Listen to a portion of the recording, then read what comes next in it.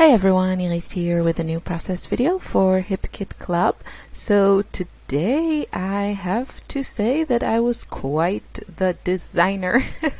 I mean that many times I just sit down without a plan and the things happen.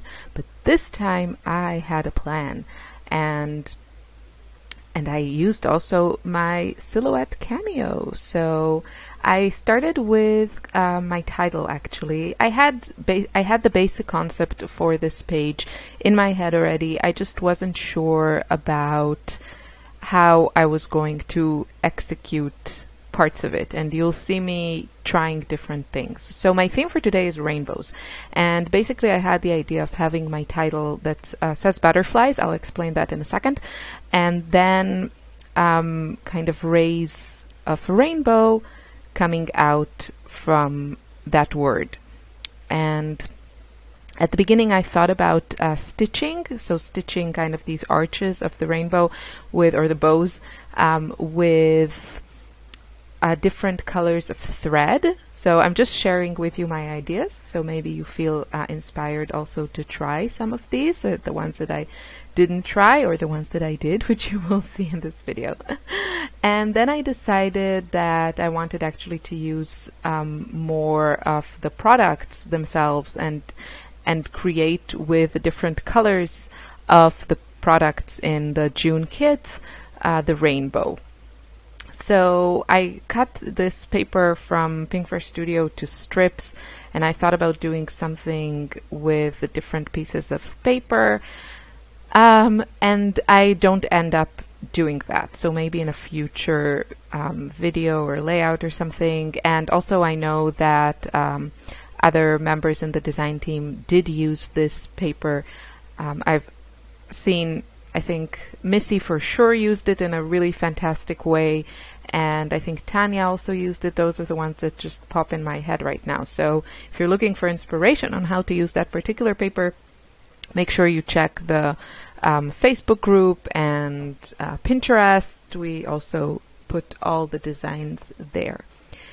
And yeah, so the title I cut from one of the exclusive papers for this month, and I just really liked how it looked, and I figured since I'm going to do for sure something colorful, I can do a black and white title, and that will not limit me in any way. So that's what I did. And I just use one of the cursive fonts in my computer, nothing too fancy, and I just made the letters a little bit fatter, bolder, and I welded the whole thing, because if there is one thing that I hate is doing titles with like separate letters. And especially when I cut my own title in the silhouette, there's no way I'm going to not weld the whole thing into one word so that it's just easier to move around.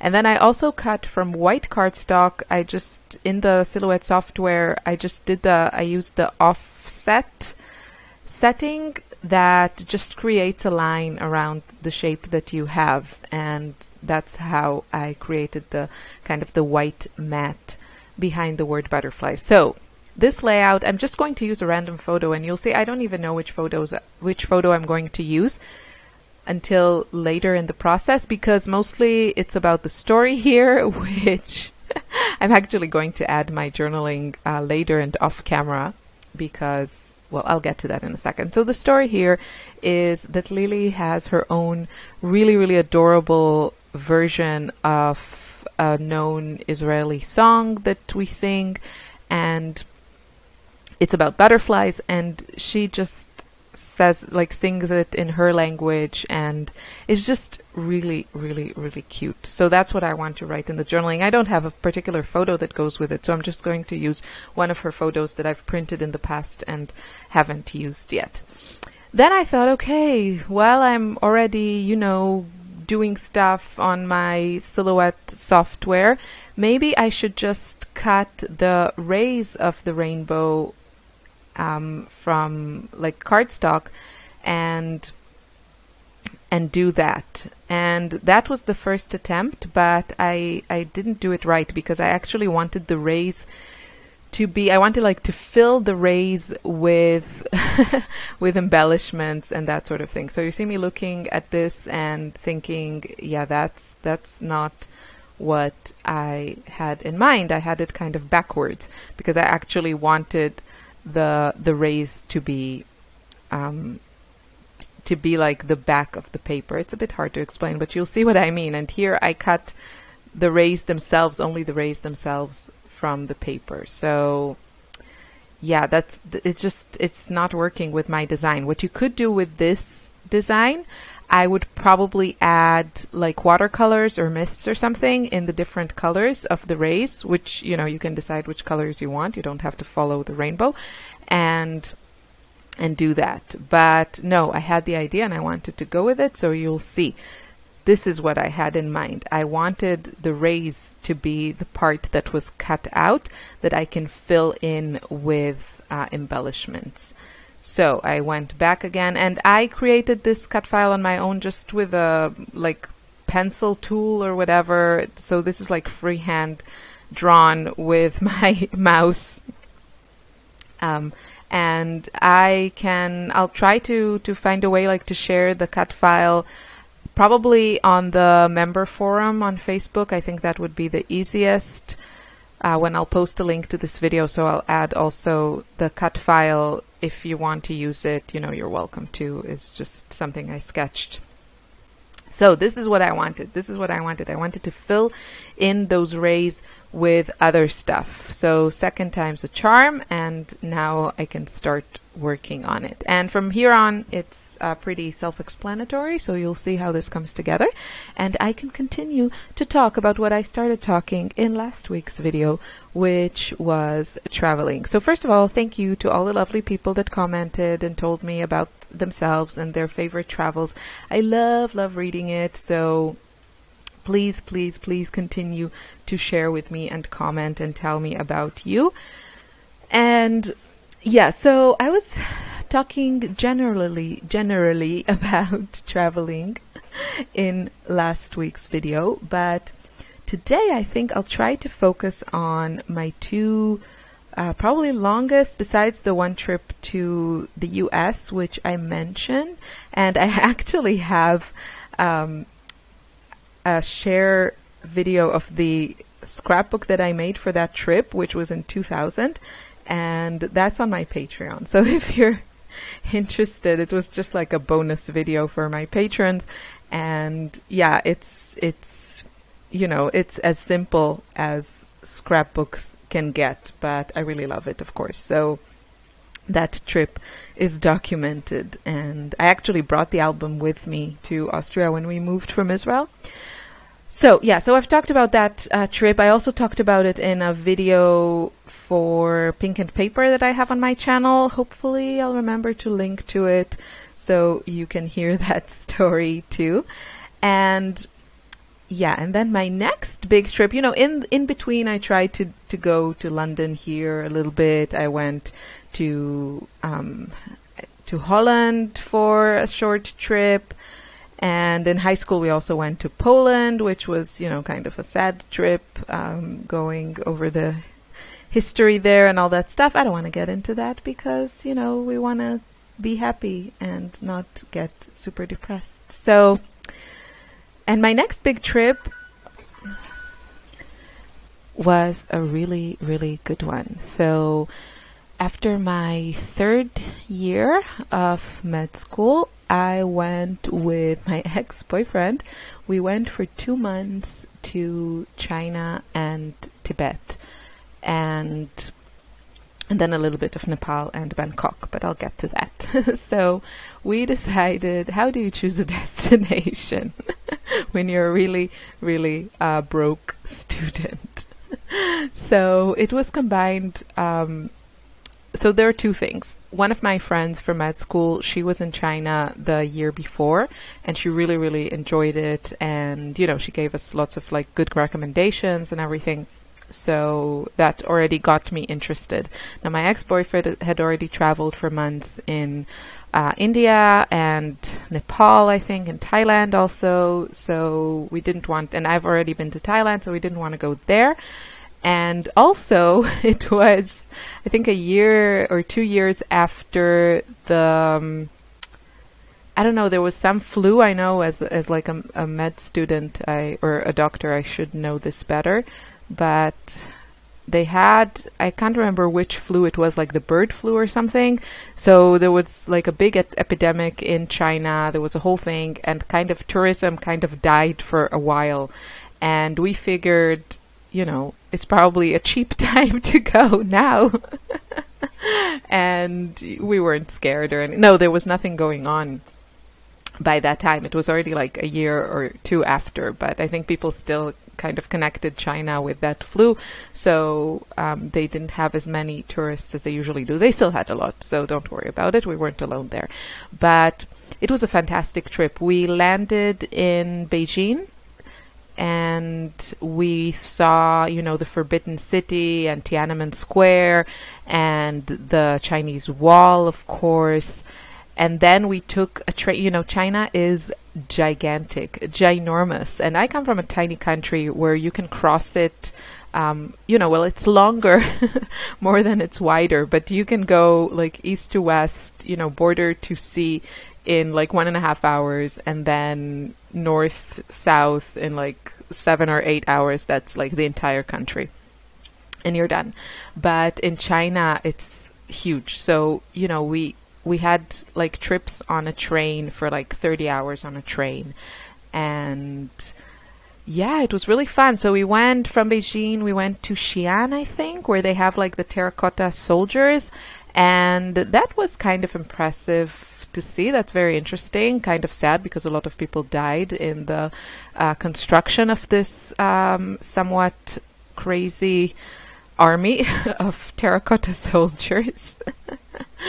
And then we went to Guilin. Forgive me if I'm like messing up any of the names, because I don't have the map in front of me, so it's just all from my head, but I remember some of it, hopefully. So we went to Guilin, and we stayed there in a small town, I think it's called Yangshu, and just very, very beautiful, you know, lots of like pretty villages and beautiful scenery. So in that area in Guilin and Yangshu, I can't remember the near city, the big one next to it. I want to say Kunming, but I think Kunming is in a different region, so I'm not going to say. Maybe Guilin is the city and the area has a different name. I should probably look before I talk out of my, well, you know. Anyway, it has there in that area a very, very unique landscape. They have these weird formation that you can only find in that area in China and in Vietnam, and I think maybe around a small area in Thailand. But it's really very, very beautiful. It's like these weird, like freakish hills that are covered in greenery, just like weird rocks, and it's very, very unique. It looks like something, you know, that could be like in Lord of the Rings or something like that. So we traveled in that area, and then we took a train to Chengdu, and I think Kunming is there, and that's where we crossed the border into Tibet. So Tibet, you know, it's a very interesting, controversial country. Basically, China kind of took over it, and I'm not that familiar with the whole politics of it, so I don't want to offend anyone, and I'm definitely just too ignorant to speak about things that I don't know. But the fact is that it is more tricky to travel there, at least in 2003 when I was there. I don't know how it is now. I don't know if things have changed, but you know, you need like a guide to get into the country, and you need guides to travel in the country. You can't just travel on your own. And yeah, but it is such a beautiful place. I really would like to go there again with my husband. He hasn't been there. So we spent 2 weeks in Tibet, and we landed in Lhasa, which is the capital, and we saw the, where the Dalai Lama used to reside before they exiled him. And what's it called? I have to check. I'm going to stop the video now. Of course, the Potala Palace. So we saw that, and because Lhasa is actually I think the highest capital city in the world or something like that. It's like 3,000 meters above sea level, and you have to get used to the air before you go any higher. So we stayed there for a few days before we went higher, and we went to a really known lake that, of course, I can't remember the name of. But it's a holy place for the Tibetans, and we stayed there, in a tent. Everything is very basic. I mean, Lhasa is like a city, but everything kind of outside of it is pretty rural and, like remote and just fascinating country. We went to a lot of monasteries. They're always beautiful. And after we went to that lake, we actually went to the Everest base camp. So the Everest is between Tibet and Nepal, and there's the Nepali side, which is actually more, has better infrastructure. And then there's the Tibetan side, which is a lot simpler, and they're not there like year-round. So we stayed there for a couple of days in the base camp. We didn't go any higher. I was already feeling quite sick from the height. It's just incredible. You walk a little bit, you climb a little hill or something, and you feel like you just can't breathe. And it's kind of, it doesn't feel great. So... But, the place was like amazing to see, to wake up, to go out of your tent and see Mount Everest in front of you. That's amazing. And, the sun shines because it's so high. The sun only shines. You only see the sun at like 11 in the morning. It's dark until then. And it's just one of those things that, stays with you your whole life, to see such wonders. And it was also interesting, that lake that we visited, I'm going to search the name. Okay, thank you, Internet. So the lake is called Namko, and it was beautiful. And you can see there the mountains where a famous Austrian climber crossed them and into Tibet. If you're familiar with the movie 7 Years in Tibet with Brad Pitt, so he plays there an Austrian, and it's just a really interesting story, and you should definitely watch it. And really, really interesting. So those are the mountains, and the country is just magnificent. Also, I looked in the internet, and I wasn't far off with my China adventures. It was Guilin, and from Guilin we went to Yangshu, where it has this unique landscape that I was talking about, and then we went to Kunming, and from Kunming we went to Dali and Lijiang, which are beautiful smaller towns or villages, really, really beautiful, and then Chengdu, and then Tibet. So, Everest Base Camp, that was amazing. Then we crossed to Nepal, and we took a bus to Kathmandu, and we spent a couple of days in Kathmandu, also really, really beautiful. And Nepal, Tibet is because it's like so high, it's quite, what do I want to say? What's the word? Not bland, not brand. Bare, maybe? I don't know.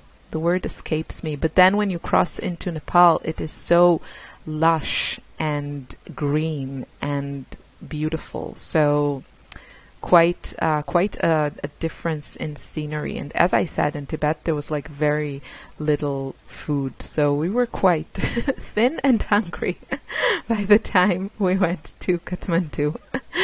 And and then we flew to Bangkok, and we stayed for, I think, like a day in Bangkok. We've already, both of us have been there, so, and it's always interesting, and you know, Thai food is like my favorite, so it was great. I also got my hair braided there, and I was like sitting in a chair for like 5 hours while they braided my hair. And my plan for that day, I wanted to get my hair braided, and I wanted to eat a banana roti, which is like it's like a crepe, like a really thin giant crepe, and they put banana in it and condensed milk on top of it, and it's like delicious. It's like street food, of course, everything like fried, and that was my plan. I had the gusto, like I had the craving for it for like 3 years from the last time I was there, and I wanted to eat it again. But the thing is that the braiding took a lot more time than I thought it would. And we had already like our taxi going to the airport. So what happened was, from the braiding my hair, I ran to the banana roti stand, grabbed the banana roti and ran to my taxi. And yeah, because, you know, you gotta have priorities. First the food, then the flight. And that trip was amazing. And it was also funny because we were in places where people, like, I don't think they've seen, you know, white people, and they looked at us, especially me, because I have like light skin and blue eyes, and my ex was darker, like they've seen an alien. It was hilarious. So talk to you more in next week's video. Hope you enjoyed this. Have a wonderful day. Bye.